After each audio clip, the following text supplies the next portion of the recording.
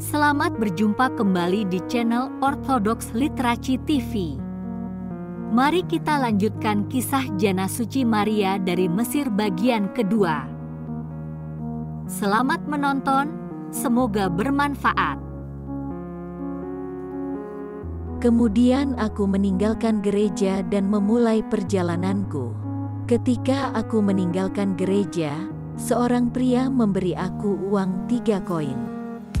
Dengan uang itu aku membeli 3 potong roti, dan bertanya kepada pedagang roti itu jalan menuju sungai Yordan. Saat matahari terbenam aku tiba di gereja Jana Suci Yohanes Pembaptis di tepi sungai Yordan. Setelah berdoa di gereja, aku pergi ke sungai Yordan dan membasuh wajah dan tanganku di air. Di gereja Jana Suci Yohanes Perintis Jalan yang sama ini aku menerima misteri-misteri pemberi kehidupan Kristus. Kemudian aku makan setengah dari rotiku, minum air dari sungai suci Yordan, dan tidur di sana malam itu di atas tanah. Di pagi hari aku menemukan sebuah perahu kecil dan menyeberangi sungai ke seberang. Sekali lagi aku berdoa agar Bunda Allah menuntunku ke tempat yang Dia inginkan. Kemudian aku menemukan diriku di gurun ini. Sudah berapa lama Ibu tinggal di sini? Mungkin sudah 47 tahun sejak aku meninggalkan kota suci. Makanan apa yang engkau temukan di sini, Ibu? Aku mempunyai 2,5 roti ketika menyeberangi sungai Yordan. Roti itu kemudian mengering dan mengeras.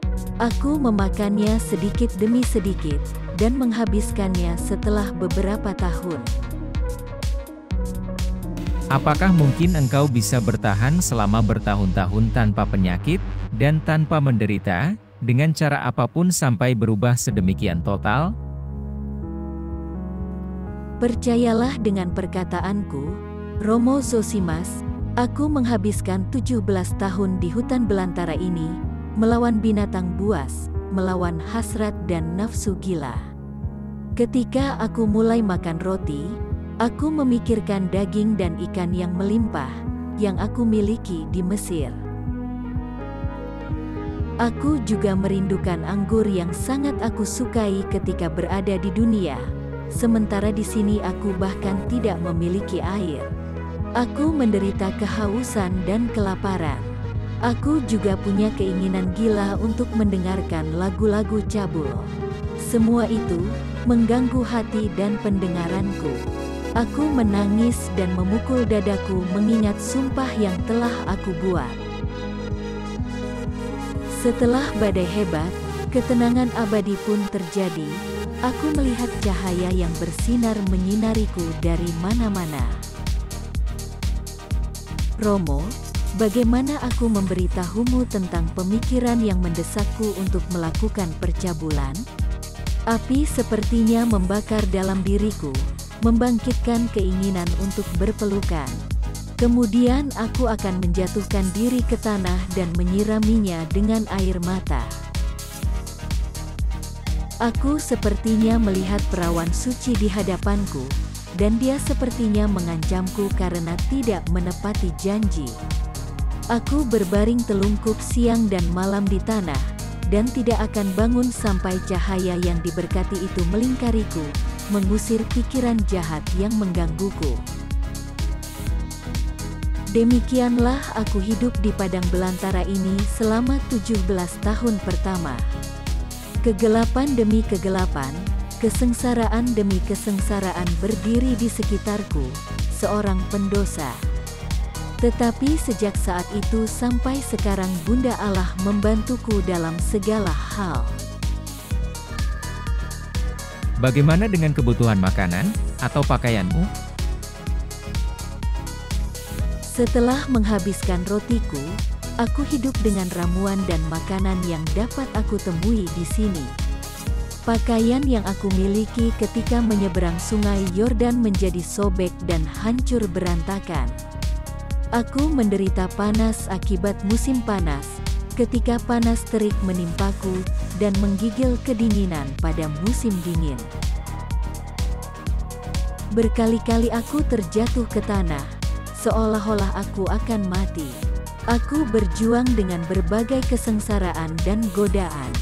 Tetapi sejak saat itu sampai hari ini, kuasa Allah telah melindungi jiwaku yang berdosa dan tubuh yang rendah hati.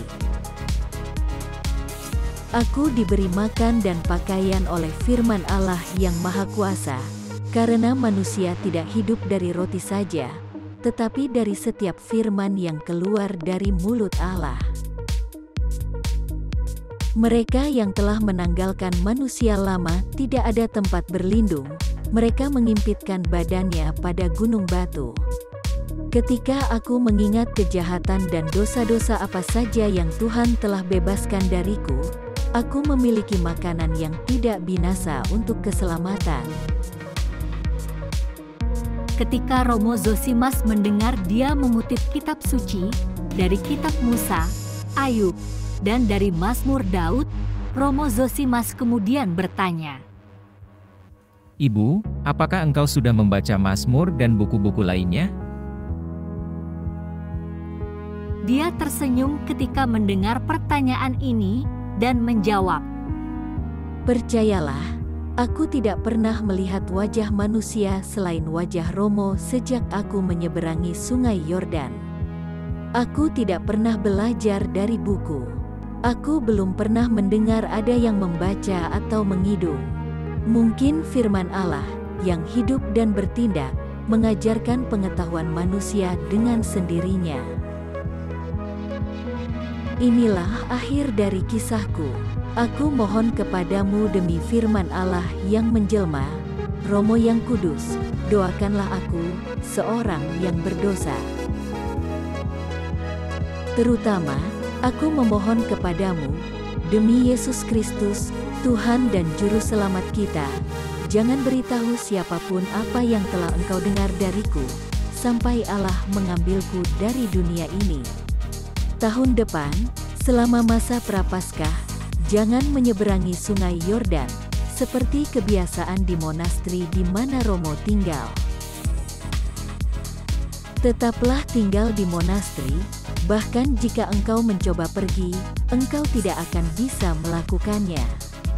Pada hari Kamis Agung, hari perjamuan terakhir Tuhan, letakkan tubuh dan darah Kristus yang memberi hidup di dalam cawan yang kudus, dan bawalah kepadaku. Tunggulah aku di sisi sungai Yordan ini, di tepi gurun, sehingga aku dapat menerima misteri suci. Dan katakan kepada Romo Yohanes, igumen dari monastri, lihatlah dirimu dan saudara-saudaramu, karena ada banyak hal yang perlu diperbaiki. Jangan katakan ini kepadanya sekarang, tetapi ketika Tuhan akan menyatakannya." Setelah meminta doa kepada Romo Zosimas, wanita itu berbalik dan menghilang ke kedalaman gurun. Kisahnya lumayan panjang ya. Kami berharap Anda semua bersabar menunggu bagian selanjutnya yang merupakan bagian terakhir. Terima kasih sudah menonton. Tuhan memberkati.